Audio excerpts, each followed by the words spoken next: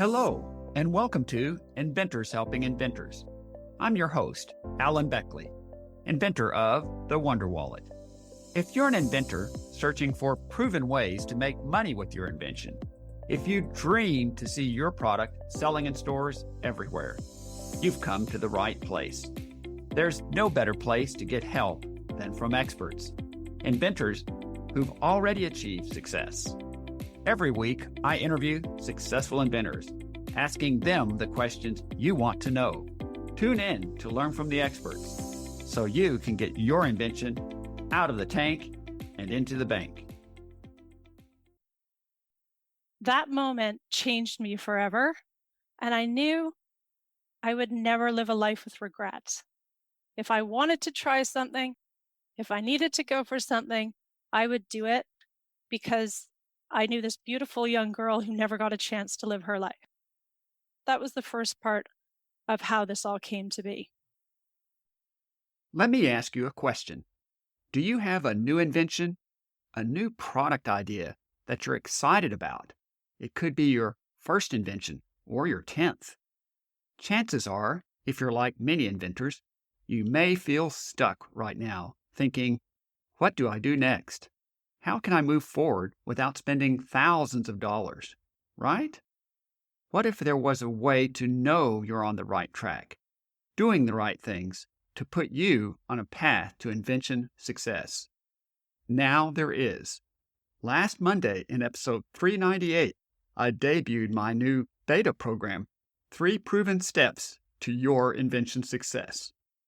This program takes you step by step, showing you exactly what to do and in what order to ensure you're on a solid course to invention success. 3 Proven Steps consists of 3 one-hour training classes spread over 3 weeks in May to accommodate your busy schedule. In Class 1, I'll show you precisely how to find out if your product is already out there before you spend thousands on prototypes and patents. I'll walk you through 8 different places you must search, including one you've probably never heard of. Too many inventors skip this crucial first step. I'll make sure you don't. Class 2 is all about prototype development. I'll show you how to progress from your proof of concept prototype all the way to your refined, proud to present prototype. Need help? I'll share creative ways you can get help with your prototypes without breaking the bank. You'll navigate this important phase with confidence. Finally, in Class 3, I'll show you how to tap 3 specific resources to create your curated list of companies for licensing. No matter how unique your invention is, I'll walk you through how to find companies who would benefit from having your product in their lineup. 3 Proven Steps is a beta program that I'm offering to podcast listeners. Enrollment is limited to just 15 students. You'll get the lowest price I'll ever offer, just $97 for the whole program. When you invest just $97 for the program, you'll get a bonus of 1 hour of one-on-one coaching with me, absolutely free of cost. That's a $150 value, just for joining the program. It's like buying $97 of groceries. Then when you check out, they give you a coupon for $150 more in groceries. Absolutely free. It's that good a deal. 3 Proven Steps is covered by 100% money-back guarantee. If you don't think it's worth far more than $97, you'll get a full refund. Sign up now before all the slots are taken. Just go to www.alanbeckley.com/proven steps to register now. Quick update. In just the last few days, 4 students have enrolled in the program. Spaces are filling up, and it's limited to only 15 students. Don't miss your chance to join us. Sign up now before all the slots are gone. Just go to www.alanbeckley.com/proven steps to enroll now. Have any questions? Just email me at alan-beckley@msn.com and put Proven Steps in the subject line. I look forward to working with you in May to get you on a proven course to invention success. Welcome to episode number 400. Today is a rebroadcast of one of our classic favorites, episode number 171, way back to December 13th of 2021 with globetrotting inventor Alison Brett. She invented Clasp Magic, an independent bracelet attachment that allows women to easily attach their bracelets without help from anyone else. I think you're going to enjoy this episode as much as I did. Alison Brett grew up as one of 4 siblings in Oakville, Ontario. She graduated with an honors degree in psychology and a bachelor's degree in education from Queen's University in Kingston, Ontario, and taught overseas in Singapore and Zurich, Switzerland, in international schools. She taught kindergarten and art for 8 years before starting her family. During the transition from Singapore to Switzerland, she bought 2 bracelets that caused her to struggle to attach. It was at a work event where the concept for Clasp Magic was born. During the invention process, she used her management skills from teaching and being a mother, and her traveling and living experiences in Asia when she went to her manufacturer in China. Clasp Magic has gone through many stages: designing, prototyping, patenting, trademarking, manufacturing, and now marketing and selling. Clasp Magic ran a successful Kickstarter project in 2018, which led to its production. After visiting the manufacturer, Clasp Magic was first available for purchase in July of 2019. Today, Clasp Magic continues to grow. The pandemic has been challenging as Alison has had to help with online schooling with her 4 young children. Clasp Magic is sold globally, and she has established a new partnership in Japan. Women are resourceful and independent beings. They do not have time for fiddly and annoying tasks. Independent bracelet attachment is now something that women can do easily, whenever, wherever they need to. Clasp Magic has helped women who live on their own, who have minor dexterity issues and long nails. For Alison, as a busy mom of 4 with her own business and other jobs, wasting time and asking for help putting on jewelry is a thing of the past. You'll want to listen to this entire interview as Alison talks about a turning point in her life that caused her to vow she would never live a life of regret. She describes how her only expensive prototype was lost forever during shipment to a Chinese manufacturer, and how she was able to recover from this near disaster. And finally, why she advises inventors to stay in your lane. Never compare yourself to anyone else but you. Now let's get right to our interview with Alison Brett. Alison Brett, it's a pleasure to have you on the podcast with us today. Thank you so much for having me, Alan. You bet. So I'd like to start with asking a simple question, but what is something that you believe most inventors might find surprising? In other words, is there a belief or conviction that you have that runs counter to what most inventors that you know might think? Well, actually, I do, and this might be quite surprising. I actually never did any specific market research on my device before starting. So I knew there were a few variations on my device that worked in a different way, and I knew that they were not what you'd say complete solutions. So I knew the struggle was still there. Nobody else had created a complete solution. I knew I wanted a device like this. Said, you know what? I'm going to bring this to life no matter what. It seems like it obviously worked out for you. In general, I would suggest the opposite, that you probably should do quite a bit of research, because sometimes what you've done is already out there and it's buried somewhere in what I call the patent iceberg, because those 11 million issued patents, and just like an iceberg, tiny percentage of all those ever make it in the marketplace that are above water that we see, but there's a whole lot of prior art we don't see. Yes, I should clarify. My design firm did look into patents and existing before we started, but I did not take study groups and ask them, would you be interested in this product? What if it worked like this? Or would you like it better if it worked like this? So I actually didn't undertake that, but we did know that there were no existing patents in the area I was interested in. Yeah, and I agree. That's really a key important thing in moving forward. What did you do before you became an inventor? For example, where did you grow up, go to school? What is your backstory? Yeah, great. So I grew up in the Greater Toronto area. I was always active in sports. I was a competitive figure skater. I was a piano player. I got my grade 8 piano in the Royal Conservatory. And I went into teaching, actually. I went to Queen's University. I got into a special program called Con Ed, Concurrent Education. And what that meant was I would graduate with a Bachelor of Honors degree in arts, as well as a Bachelor of Education. So I would do 5 years and complete both degrees. Yeah, so I went from teaching in Kingston, Ontario for 5 years or getting my degree. And I thought, you know what? I really need a change of scenery. And there was an international job fair that came to my university. And I decided to interview for a teaching job in Singapore. And it worked out. So that was my first teaching placement.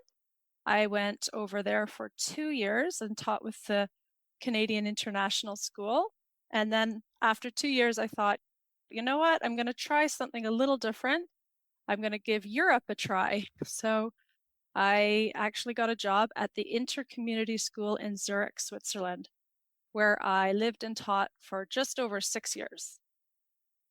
Wow, what a fascinating story. It's interesting to hear your background and really the diverse experiences that you've had, as well as it's no small thing to get two bachelor's degrees combined and put together and all done in 5 years. So congrats on being I won't say an overachiever, being a big achiever there. And it shows in everything else that you've done. But growing up in the Toronto, Ontario area and going to Queen's University, and then your first real job gig going to Singapore for 2 years. It is a bit of a cultural shock, a little bit, I suspect, when you went there initially, and then off to Zurich and being there for 6 years. So that's quite an amazing experience. And I too love to travel internationally whenever I can, and seeing other cultures and being immersed and seeing and learning things from a different perspective. Yes, it was a great experience, especially being 22, moving all the way across the other side of the world.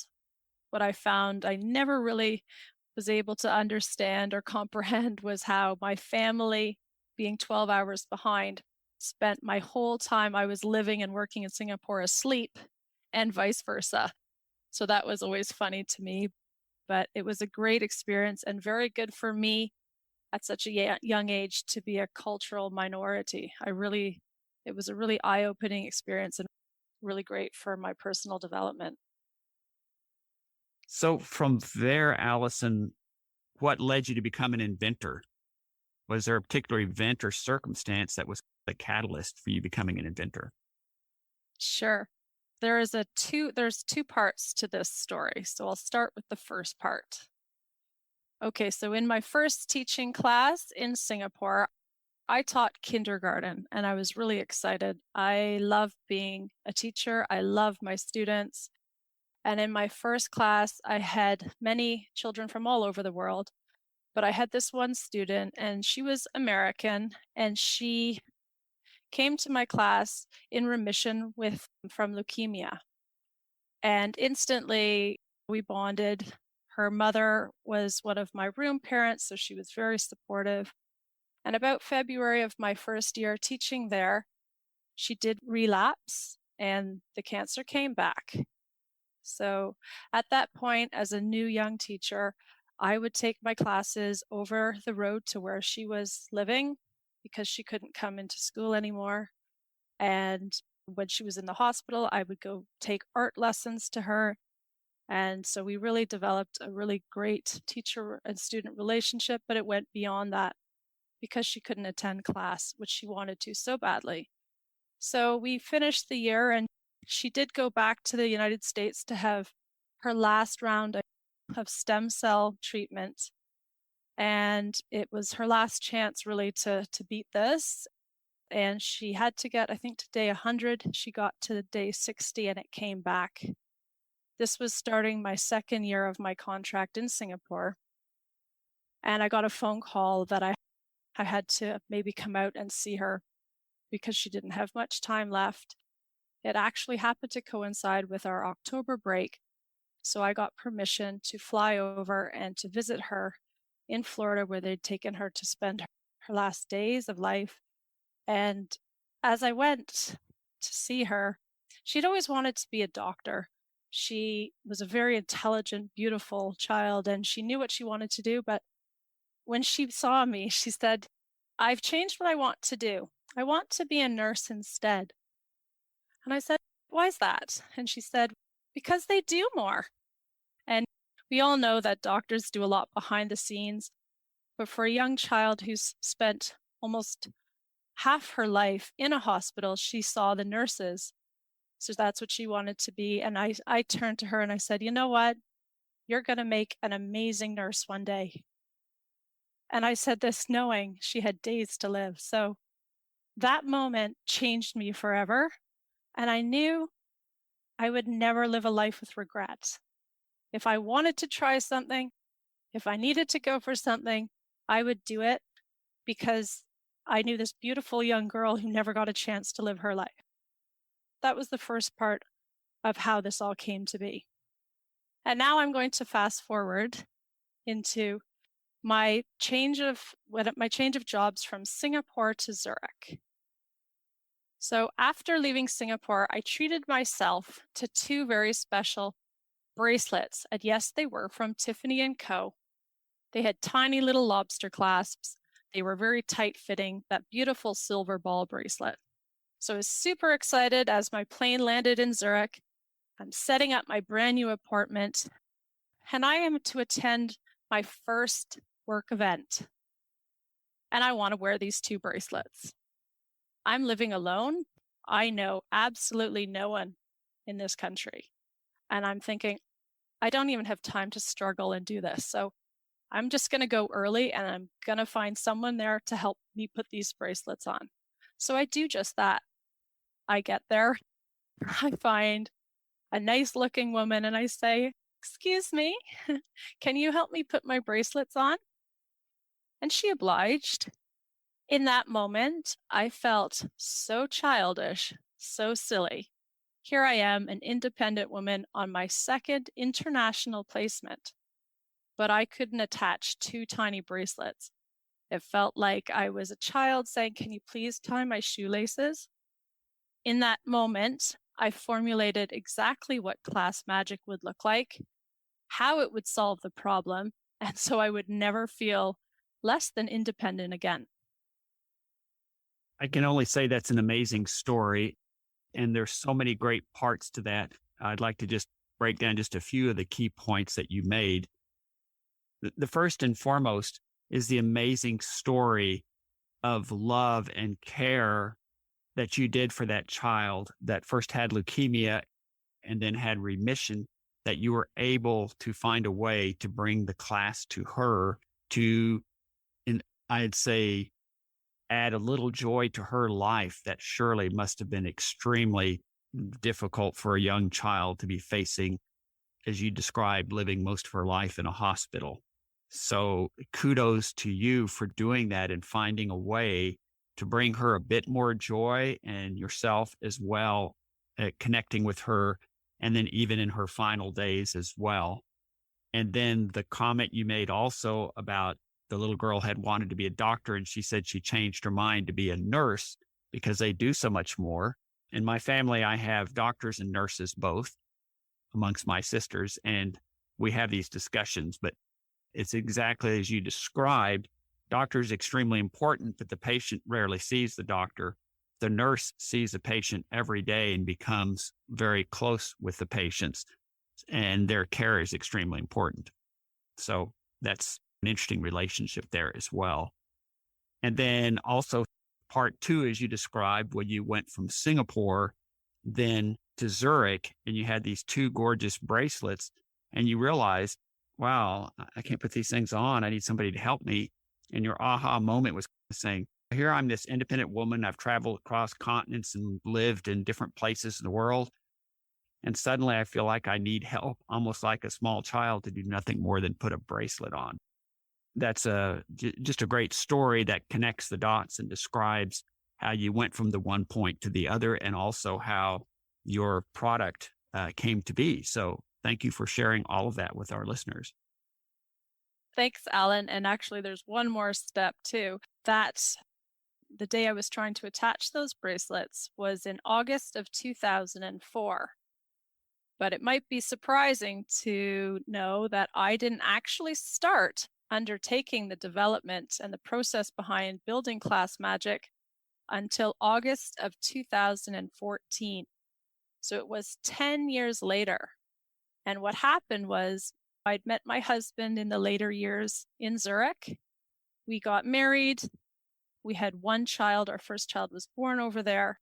Then we came back to Canada. I had child number 2 and 3. And it was within a day, I think, of discovering I was expecting my 4th child that during a nap time, I got on the phone and started calling design firms and booked my first consultation because I knew, oh my gosh, Alison, this is something you've always wanted to do. And it's a now or never kind of thing. You've got to go now. So that's how that all came to actually start. That's also great. And it also has a connection to what many other inventors have told me throughout this podcast and my experience to some degree as well, is often there's periods of delay, sometimes long delays between an idea coming to you and saying, this is something I need to do, and then beginning to be able to pick it up. And also, as you described, for all of us, I wouldn't quite say life gets in the way, but we have busy lives. You got married and you've now had 4 children and lots of busy things going on with you and your husband and moving back to Canada. So all of those things certainly had a pretty big impact. The one point you made that I really want to go back to just for a moment, and the statement was, never live a life with regret. That's one of my firm beliefs as well. I think you can find it in the top 5 regrets of the dying. And one of the top regrets, this woman who used to do hospice with people in their last days and would talk with them a lot as a nurse, I believe. And she would ask them about their lives and what did they enjoy and what did they regret. And one of the top regrets was not something that they tried that didn't work out, but something they had always wanted to do, but just never did. Yes, exactly so. And so I did do some soul searching and I said, you know what? This isn't something I want to wake up one day when I'm 75 or 80 and not have tried. And I definitely know a life without regrets. And I felt there was a reason I met my student and to live a life that's fuller. And I just made that promise that I would not try something. And so I knew I had to go for it. And that was the time. Alison, I'll bet our audience is chomping at the bit. So now let's get to talking about your invention, the Clasp Magic, that actually solves, as you already described, an annoying problem. And that is closing the clasp when you're putting a bracelet on your wrist. What would seem a simple task, putting on a bracelet, is instead for most women, I call it a meticulous, messy muddle, trying to hold a tiny loop with one hand while opening a tiny clip on the other. And as they like to say as seen on TV commercials, it's just impossible until now. If you take your 2 hands out in front of your body and you were to clap them together, you'd make a sound. Now, if you have to put one hand behind your back and keeping your other hand trying to clap your hands together, you can't make a sound. There's no connection because you only have one hand. So when it comes to independent bracelet attachment, you only have one hand to work with because the other hand is being placed. It's not like attaching buttons or a necklace where you have 2 working hands. With the bracelet, you only have one. So Clasp Magic as I had envisioned back in August of 2004, it looks a little bit similar to a desktop tape dispenser. It has an anti-slip tread on the bottom, so it doesn't slip or scratch any surface. It has a dome-shaped lid that protects the main device. When you pull off the lid, you'll see the main mechanism where you attach the bracelet. The base of the unit has a flip out where you can actually store some bracelets for travel as well. And all of this comes with a beautiful satin drawstring bag to make it easy to take in your purse, your handbag, and traveling to the gym, to the office, wherever you want to take it. That's really excellent description. I could easily visualize it when you describe that, and especially your description of one hand clapping, so to speak, that you think of yourself being able to use two hands to do the clasp. But the reality is you only have one really free hand because the other one has to hold the bracelet, the clip. So with this device, it allows you to lay it across your Clasp Magic, where now now you have two hands to work with. Then what had been a very meticulous, difficult task now becomes an easy one with the use of the Clasp Magic. Is that an accurate description? Yes, that's right. And Alan, there are 4 easy steps. And let me just actually say there are 2 main types of clasps. There's the lobster clasp, which actually does look like a lobster claw. And you have your spring ring clasp, which is in a circular shape. So Clasp Magic works with both of these types of clasps and from small, medium to large sizes. Okay, so the first step is you're going to load the clasp. And of course, my website has many video tutorials on how and where you place each size and type of clasp. But basically, you load the clasp until it's secured in an open position. Then you decide, am I going to wear my bracelet on my right wrist or my left? And you place that wrist down. With the opposite hand, you're going to take the loop end and bring it around your wrist and place it into the open clasp. Right where you place it into the open clasp is a release button. You simply press it, the mechanism releases, and you roll your wrist away, and your bracelet is attached. Well, so simple. And it makes so much sense when you describe doing it that way. And I'm sure there's got to be so many people that see this and say, why didn't I think of that? Because it seems like a logical, elegant solution to a highly annoying problem. Yes, that's right. And when you think about clasps, they exist worldwide. And when it comes to wearing bracelets, you've got young teens all the way to women 65 plus. And clasps, there are many different types of bracelet closures, but clasps are used because they are the most secure form of attachment. So when you start getting into more expensive jewelry, maybe bracelets with jewels or diamonds, you're going to have a secure clasp because you don't want your bracelet to become undone. So you might say, oh, I don't have bracelet with clasp, but they actually exist from do-it-yourself bracelets you could make from the crafting store all the way to high-end jewelry stores. Wow. Thank you so much for that. One question I have is, are you able to manufacture Clasp Magic in the US or is it manufactured overseas or in China? Could you share that with us and your thoughts behind that choice?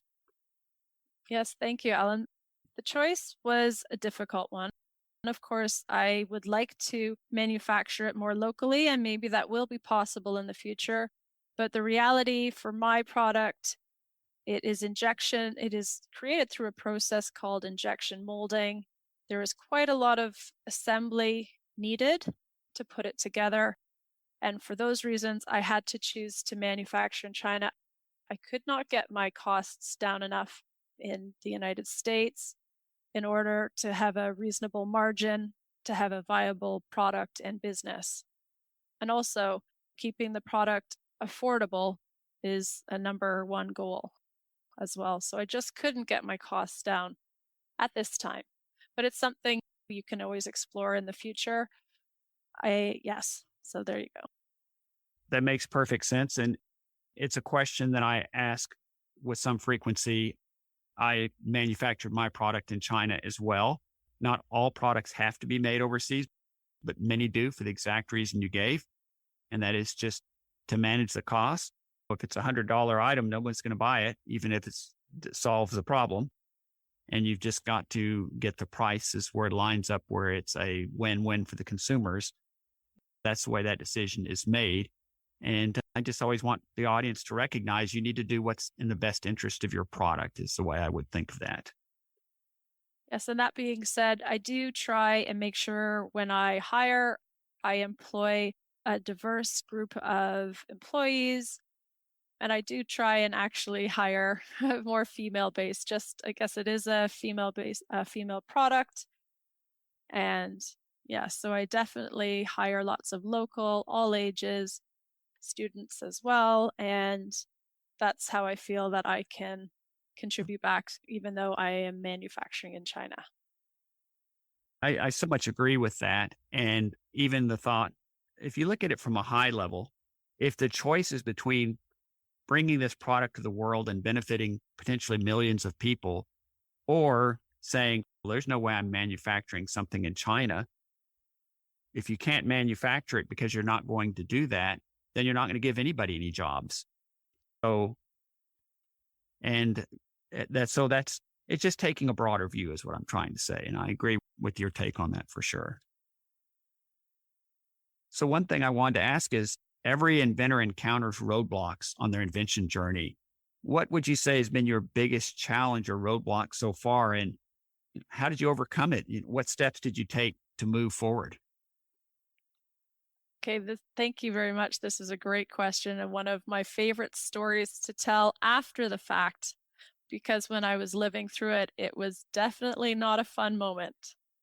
So, what happened was I ran a Kickstarter, and at the end of my Kickstarter in June of 2018, we were ready to start manufacturing or getting closer to manufacturing Clasp Magic in the first production run. But I had decided I wanted to do one more prototype, have a mechanical prototype that was even closer than my existing prototype, just to help speed up the process and to just ensure an easy transition into working with a Chinese manufacturer. So it was built and it was great. I had 5 hours of testing it before it was to be packaged up, sent over to China in order for several manufacturers to give me some quotes on my first production run. And it got lost. I was not the one who mailed it, but unfortunately, it was not properly insured either. So I have a very expensive prototype that has just disappeared completely. Nobody can find it. It wasn't, even though I had asked, it wasn't properly insured and it's missing. And what am I going to do? Like, it was there was only one of it. I know we had drawings, it's gone. And at first we might need to sort it with the mailing or the courier company. And I'm thinking, but I didn't send it and I wanted it insured and it's gone. And so long story short, what ended up happening was this. The company who sent it agreed to replace it. But in the interim, I had a manufacturer reach out to me and they were willing to do a small production run. And I was interested because often manufacturers in China, they want to do such huge production runs that the costs are too high. I already had to buy my molding for my first production run. So there was so many costs starting out. So I was really interested in this company. I said, great. They're working from drawings that were sent over. They wanted the prototype, but since it was lost, it had to be rebuilt and then it would be sent over for them to work with. Anyway, I get my first rendition sent to me. And I believe I cried. I went to my husband and I said, yeah, this is a big problem. This is a 2 out of 10. What am I going to do?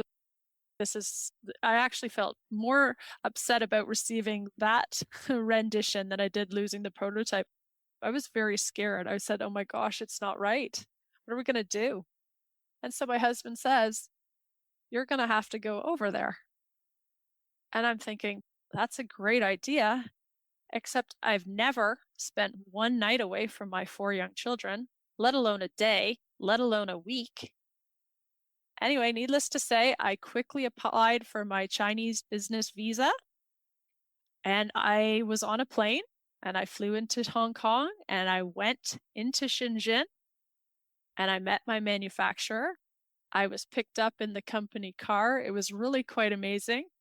I was very nervous. I was traveling completely on my own, but I would say all those years of living and traveling in Asia had prepared me for this moment. And I had a great experience. I absolutely loved seeing firsthand the process of injection molding. So, just to make that a little bit more real, if you think of most of the plastic objects you have, such as even children's Lego, is made through this process. It was fascinating. And what it did, this trip that I initially was very afraid to take, helped me build a great working relationship with my manufacturer. And actually, it was so pivotal in my journey that I would say to anyone who is manufacturing a new product, you must go out and see your manufacturer. You must be there in person to meet with them, to talk with them. Because when I sat in that office and said, we have a problem here, this rendition is nowhere near where it needs to be, they were so excited to fix it. It was so refreshing. The conversations we had, it just changed everything and turned what I thought was almost heading towards a train wreck in a completely different direction.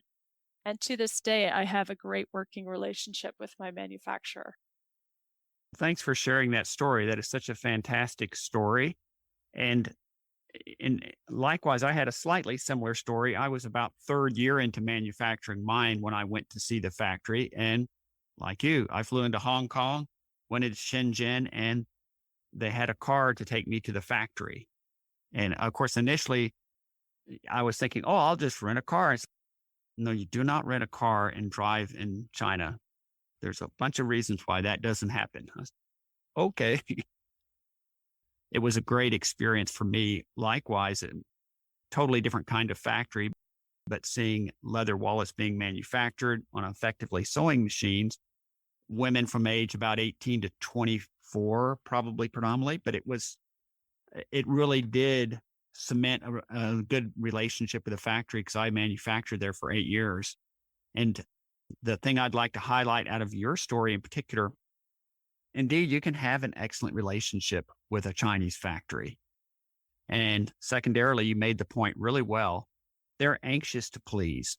They really want to get the product right for you. So those two things, I think, are really important takeaways from your story.